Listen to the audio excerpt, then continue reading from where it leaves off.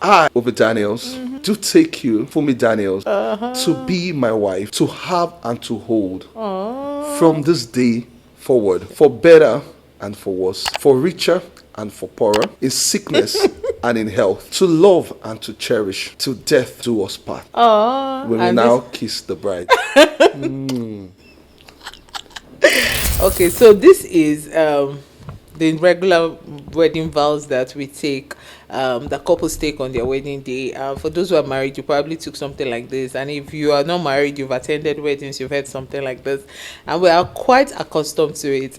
But a lot of times we don't pay attention to the depth of the words that we say on that day, and this is not just a vow you make, this is a commitment. It is you saying that, look, from now, this is what I commit to do. And to commit to something means you're dedicating yourself to it. It's like, Yeah. I am giving my everything to this. So what you're simply saying is that for this marriage, I am committing my all to you. I'm committing and giving my everything to you.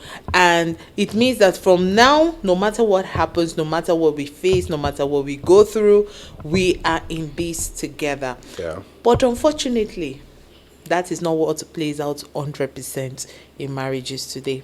So true. Hey fam, so we just want to pause here and appreciate every one of you that are subscribed to our channel. You see, we truly, truly do appreciate you from the depth of our heart. We say thank you. You encourage us by doing so, and if you've dropped a comment, you've encouraged us, you've liked the video, or you shared our video, we want to say thank you. We really appreciate you. We really love you. But we've also noticed that a good percentage of people that watch our videos are not subscribed. So we want to encourage you, want to plead, please do subscribe to this channel.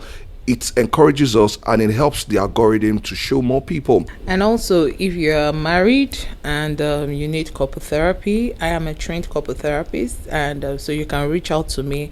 And also, if you're an intending couple about to get married and you need professional premarital counseling, you can also send a message, send a mail, and you will be responded to. So let's jump back into the video and let's continue with our conversation. So just as you said, when people make this vow, they don't realize that you're making, to my estimation, the greatest commitment you can make. Remember the line that says, till death do us part. Think about it.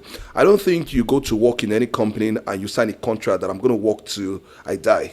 Neither do you do anything and you say till death. Marriage is the only thing you are saying to death, even though right now people say it but don't really mean it, because if they do, then statistics that says that about 40 to 50% of marriages end in divorce will not be so. And that is why we want to talk about commitment in marriage today. Commitment in marriage today. While we're coming back from church today, we're talking about various ways that generations after us, slightly before our generation, are losing commitment, and the generations far before us, our parents' generation and generation, they understood what commitment was like. Remember those days when parents get married, even in the midst of the challenges, you hear them saying things like, I cannot leave your father, or I cannot leave my husband, I cannot leave my... It's like to them, divorce was not an option. Was not an option, and it's part of the things that guided us. I remember when we're getting married, it was one thing we told each other, that, hey, see, divorce is not an option At all. As in, you don't get angry to the point you are considering. We don't even threaten each other. We don't even talk about it. It's not an option. It's not on the table. We tell ourselves that, we either make this work or we are miserable for the rest of our life. Exactly. Just imagine a house is on fire, right? What is the first thing that comes to you? You want to flee from that place. You are looking for the next exit point. And so you're looking at the windows and the doors. But the moment you realize that there's only one exit, what do? You try as much as possible to go through that one exit. Or if you realize that there is even no exit at all, your energy moves towards putting out the fire. So most of the times, your marriage is like a house. So when there is fire, because there are so many exits, the first thing is, you know what, I'm done, I'm out. But when you tell yourself there is no exit door, we've we've burnt down that door. There is no door. So if there's fire, we put out the fire. That is commitment. Commitment is that, look, we are not saying that you're not going to go through difficult situations, or sometimes you will be not be there'll be moments you'll be unhappy with your spouse. Exactly. There'll be moments that you feel like, man, am I sure I even got it right? You will have all those moments because you are dealing with someone that is fallible. You're dealing with someone that has flaws, you understand, has weaknesses. They are not perfect. Your spouse, no matter how packaged he or she is not perfect. And you have to understand that even if you're not married, the person you're about to get married to, no matter the phoneme they speak, no matter the level of academic qualification that they have, they are not perfect. They will drop the ball sometimes. They will make mistakes sometimes. They will subtly get on your nerves. But the point is that with all of that, you tell yourself, I'm going to be here. Yeah. And we're going to fix it together. Yeah. The key word is together. We're going to fix it together, because sometimes people say, but what if my spouse, my partner, is not even trying to make an effort? Well, in such a situation, you believe the best of your spouse. You shift into the gear of what I call unconditional love, where you tell yourself, I'm loving this person without expecting anything in return. But if you are so blessed enough to have a partner who wants to work with you, and together you guys are saying, you know what, we're here together, that is something beautiful. Very true. And by the way, we're not saying that divorce is not something that would naturally happen in some marriages. Neither are we saying that divorce is a sin or divorce is something that we want to demonize. We're trying to say that if people can go back and understand what commitment is, a lot of marriages will not end in divorce. Now, of course, there are extreme cases where it just has to happen. We understand that, but what we're saying is that with commitment, when people understand what commitment is, and they are not just understanding, they are willing to do it, marriages will be saved. While we're talking on our way coming from church today, we're talking about the fact that most of our parents' generation, they understood what commitment was.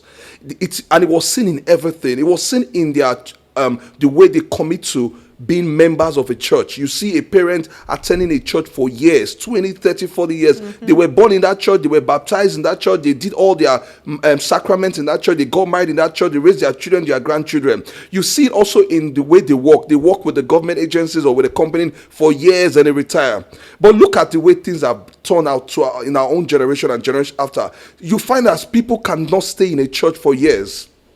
You find that people cannot stay in a place of work for years. You find that people cannot be in a relationship for years. And one thing we don't realize is that it is a cultural thing. The fabrics of commitment in the society is being torn apart. And what people don't understand is that when you don't build that character, that trait of commitment before you get married, it'll be hard for you to be committed to one person for the rest of your life. So by this, I'm saying that if you've been in several relationships, let's assume before you got married, you've been in 4, 5, 6, 7, 8, 9 relationships. Now you want to get married to one person for the rest of your life. See, the challenges of staying in that marriage will be tough because you've built habits of being in several relationships. You know, someone said something. They said, but how is it possible to just commit to one person when I get married? Because one person cannot satisfy him. And I said, of a truth, your wife is not going to have everything you want. True. That's the truth. And that is what a lot of people don't understand. Your wife at that point might not have everything you want, but trust me, she has enough of what you need at that time. There's a difference. Yeah. She has enough of what you need at that time. And some of them you might even need to develop it. You will even develop it. That's even where I'm going.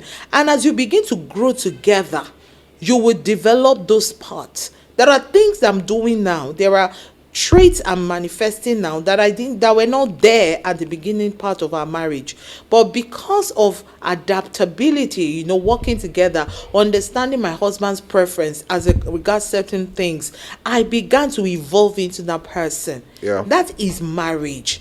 And so it's you don't just make a decision of you don't just say, oh, I'm now bored, and because you're bored you want to leave.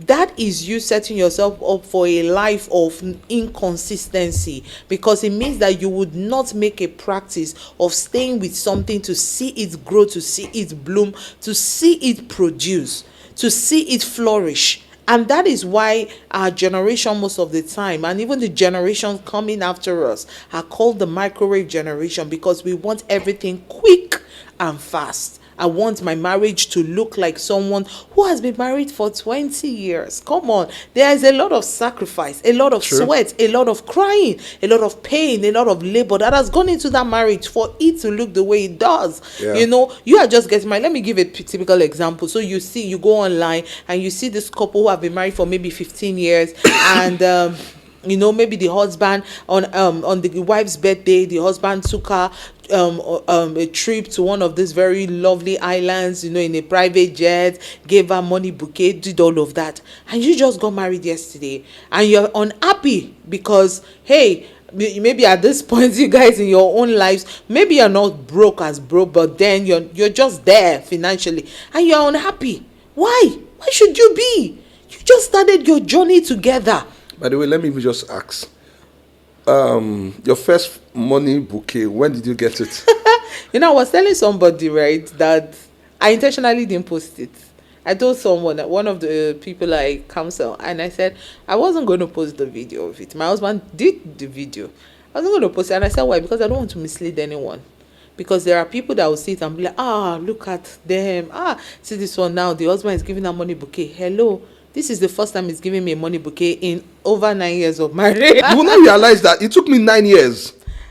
I remember one of my friends, ministry friends and the rest, I think it was in their 5th year anniversary, he took his wife to 𝐓𝐢𝐥𝐥 or something like that. And I saw the videos, I was like, oh boy, my 5th year anniversary, because they got married before us, I would do it. My 5th year came, the wood that was blowing us, or the season was not the best season. We didn't do it. Season. Now that we didn't do it in our 5th year does not mean we can't do it in the 6th or the 7th. Okay, that we've not even done it up to now does not mean that we can't do it in our 15th year or something. So, but commitment says that even though my expectations did not work the way I expected it to be, but I will stay with this person and I will see that everything we desire will still come to pass. And let me be honest, even in life, there is reward that comes to commitment. Yeah. There is reward. Commitment is consistently staying with something till it produces. So you see that marriage, right, that looks like right now like doesn't have a future. Just give it some years. Mm-hmm. Give it some years. Doing the right thing. The right thing. Yeah. Give it some years. You know, there are a lot of learnings and relearnings you might need to do. Some things you might need to do. But give it some years. You'll be shocked at what that same marriage, that same spouse that looks like right now, it feels like, they are nothing to you. You'll be shocked what will come from there. So it's all about you focusing on what is ahead and not looking and wondering what is missing and trying to if only I had gone with this person, if only the moment you said I do, you've burnt every other bridge. Mm-hmm. Every other bridge. And let me just say this, for people who make it a habit, you are not yet married right now, as a single lady or as a single guy, right now you make a habit of you have this one person here that maybe that's the person sorting your bills, you have this one person here, that's the person that is doing something for you, you have them all scattered everywhere. You are setting yourself up for something bad. Preach. Because you're training yourself not to be committed. Yeah. You are simply telling yourself that. Let me tell you what you're schooling yourself. It's a schooling you're doing that you don't even know. Yeah. You are telling yourself, my husband will not be enough for me. Yeah. Because truthfully, for the kind of things you're desiring and you're bringing in, that all these people are doing for you, one man or one woman might not be able to do it if I won't be able to do it. Yeah. So right now you're simply saying that, look, for me to have all these things, right? As I get married, I'm going to have side chico, and I'm going to have side cock, a side end, side end. I'll have people on the side to feel, and that is where infidelity comes in. That is where sex outside of marriage comes in, and you bring complications into your marriage. Yeah. So right now that you're not even married, learn contentment. Yeah. To be content is great gain.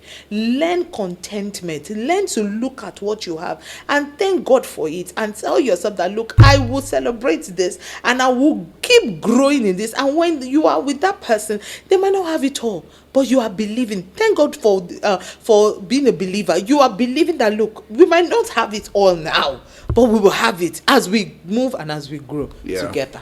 You see, what she just said is very key. You see, one of the best times to practice and train yourself and learn what commitment is before marriage. It's one of the reasons why a lot of marriages are ending in divorce. You didn't know what it was to be committed to one person in a relationship and tell yourself, the moment I'm in a relationship with this person, I cut off ties with other people. Doesn't mean you don't have friends, but you know the boundaries. When you don't build that commitment before you move into marriage, don't think that vow is enough for you to begin to develop commitment. That does not mean all hope is lost. That's why counseling comes in, marriage therapy and the rest comes in. If you find yourself in that category, you can reach out to us. But we're saying for those of you that are not yet married, begin to build commitment. Begin to learn what it is to be committed. And learn to be a person of your words. If you make a habit of breaking your words, you will break your vows, because it's going to be mere words to you. Very true. Learn what it is to stick in a relationship. Don't go into a relationship that you don't see yourself ending in marriage. And when you are in that relationship, learn to make it. Don't just say because he didn't call me on my birthday or he didn't do this, you just end. After all, there are many fishes in the river. You are training yourself. See, commitment is not a child's play. It's not child's play. It's not for children. Commitment, you are committed to that person. You said in sickness and in health. You said in riches and in poverty.